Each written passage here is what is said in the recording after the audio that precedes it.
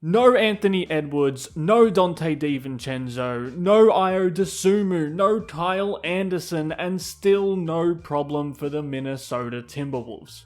In one of the gutsiest wins you will ever see, Minnesota eliminated the heavily favoured Denver Nuggets, and while this game and this series as a whole demands a number of different narratives, this game was about Jaden McDaniels walking the walk after talking all the talk, and TJ Shannon taking his opportunity and capitalising on it.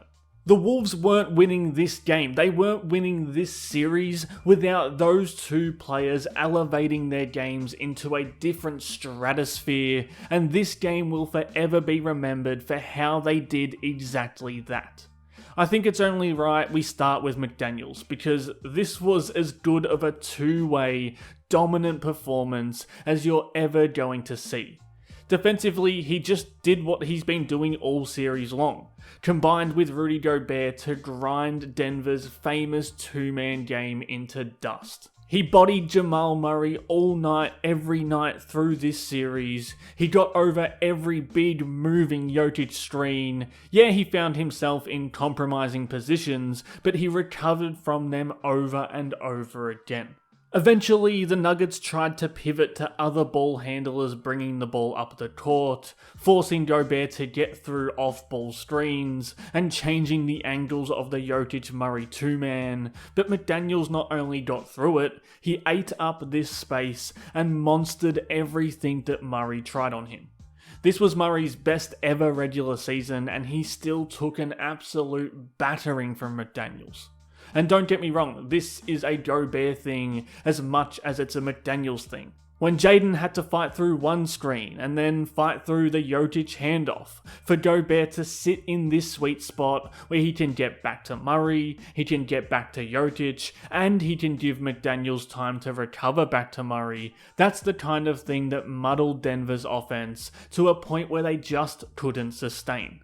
So again, it's Brown handling, trying to allow Murray to get off ball, and then running these inverted ball screens for Jokic, and again they blow it up. McDaniels beats Murray to the spot going under the screen, and they get what they wanted, Jokic shooting threes with a hand in his face.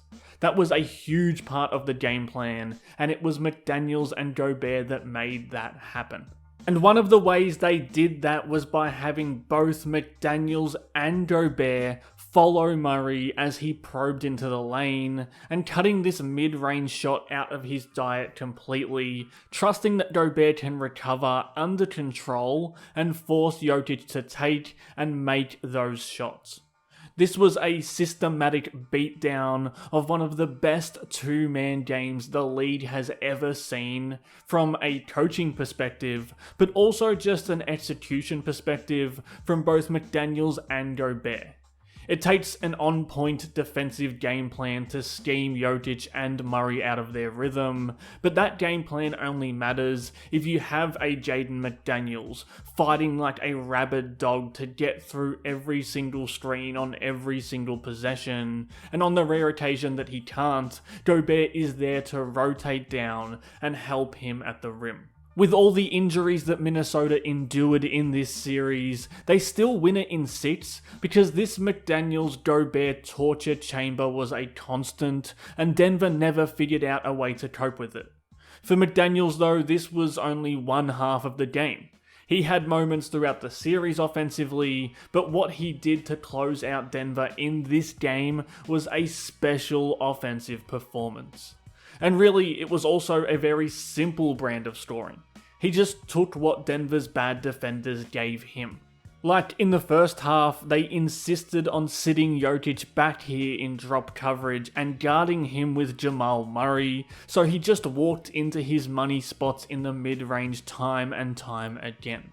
This should have been at the top of Denver's scouting report. Don't let McDaniels walk off these ball screens into the mid-range and catch a scoring rhythm. There's a lot of ways you can make McDaniels work offensively, but drop coverage with a terrible point of attack defender on him is not one of them.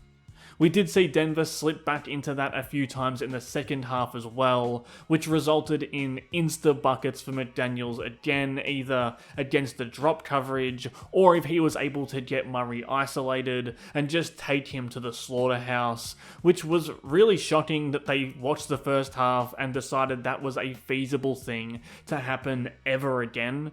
Even on the most critical McDaniels possession of the game. Like, yeah, they're loading up on him in both gaps here, but McDaniels isn't even seeing Murray as he strolls into that mid-range jumper. Now, we did see Denver start to take the McDaniels matchup more seriously in that second half, but really McDaniels just continued to feast on whatever they gave him.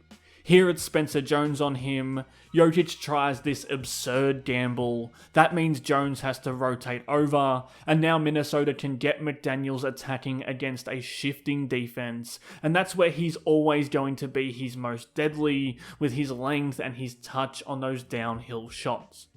Denver didn't get their coverages right on him. They probably needed to really show him bodies more often, because even if they were pressuring the ball, if he has this outlet in Gobert and Jokic is sitting in the drop, then he's just going to be able to get into his bag in that in-between area. And credit to McDaniels, the one time they did get Jokic up to the level, he finds Gobert on the short roll, the low man has to rotate over, and Gobert flings an offhand, wrap-around laser beam to TJ Shannon in the corner. And while there were a lot more McDaniels plays here, it's probably time to talk about that corner shooter there. Because his game, TJ Shannon's game, was simple but effective just as McDaniels was. In the first half, TJ Shannon just did what TJ Shannon does. He cannonballed in transition, but really he also made transition.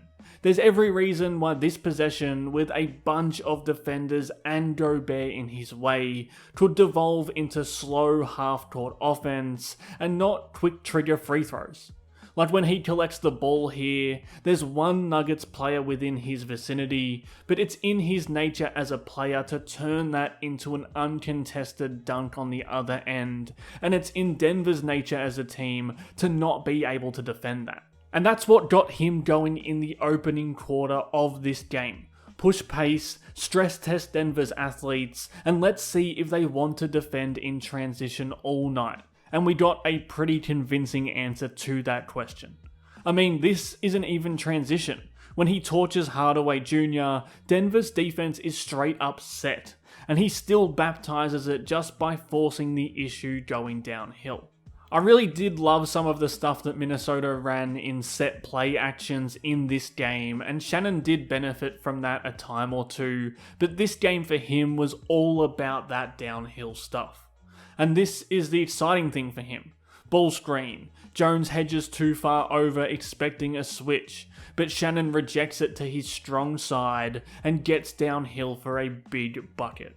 And I know this is a bad defense they're playing, and Murray in particular was in the gallows in this game, but this is the coverage that a good scorer will get, with multiple gap helpers squeezing into his space, and if he can get into the heart of the defense and finish through contact, that's a player who deserves to have the ball in his hands in real minutes, and I think he proved that again in this game.